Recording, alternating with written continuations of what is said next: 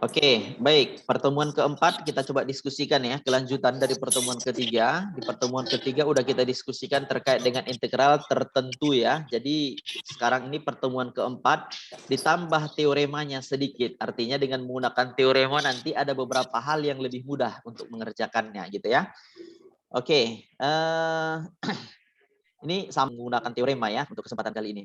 Oke, ini masih konsep dasarnya sama cara kerja pal batas bawah dan atas dikurangi A gitu ya, sama cara kerjanya. Tinggal lagi ada beberapa sifat sebenarnya ya, teorema ya akan kita coba lihat ya. Oke. Yang pertama ya, ini juga sebenarnya merupakan B-nya clean gitu. Kira-kira bisa dipahami itu ya. Kayak pertemuan kedua kemarin juga sebenarnya kan? Bisa ya? B dan kalian F batasnya sama dari A sampai B. Ya, hampir sama dengan fx-nya tuh. Bisa dipahami kira-kira ya, nggak ada masalah ya.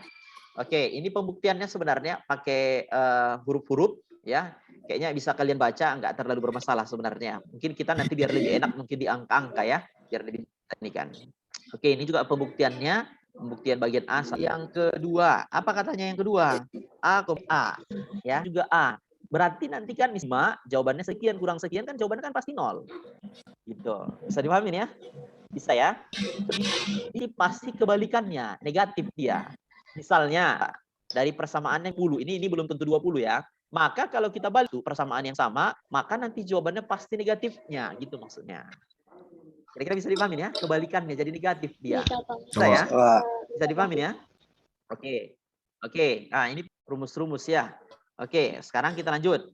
Ya, kita lanjut. Misalnya dari A sampai kalau dibagi jadi misal dari B sampai C terhadap DX gitu. Contoh dari persamaannya 3X kita putus ya dan 3 sampai 6 persamaan yang sama kalau diintegralin gitu kira-kira. Kira-kira bisa dipahami maksudnya itu?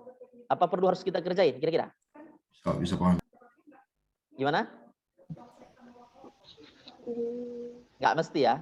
Nggak mesti harus kita kerjain ya. Lebih sederhana ya.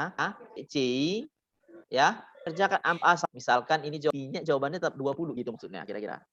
Bisa dipahamin ya? Ngerti ya? Jelas ya? Bisa ya? Oke, itu maksudnya di integral ini gitu.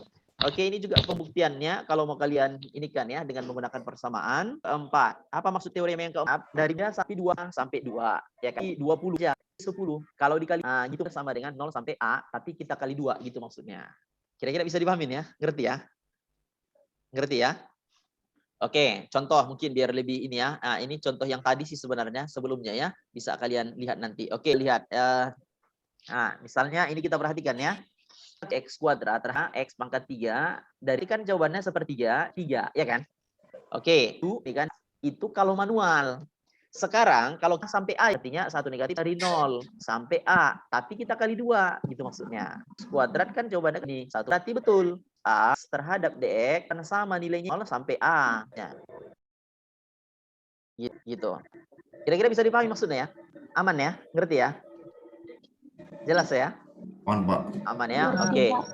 Oke, ini contoh yang ketiga juga yang tadi sebenarnya ya. Bisa kalian ini kan gak ada masalah sebenarnya ya. Oke, ini kelanjutannya juga sebenarnya. Oke, ini juga contoh yang tadi sih sebenarnya kita buat ya. Gak ada masalah. Sedikit ya. Ini jawaban kalau dia sampai dia.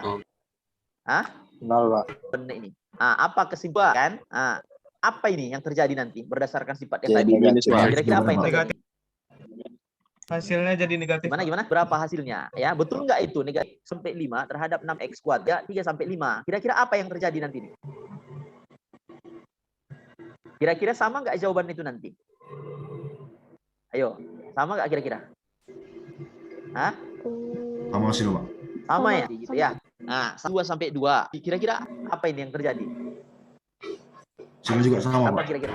Hasilnya juga sama itu. Kalian buktikan, betul nggak itu? Coba kalian simpulkan. Kira-kira gitu ininya. Bisa dipahami maksudnya ya? Aman dong. Aman ya? Oke, itu maksudnya sebenarnya ya. Jadi kalian pendekatannya dari membuktikan nilai nanti gitu ya. Oke, jelas ya?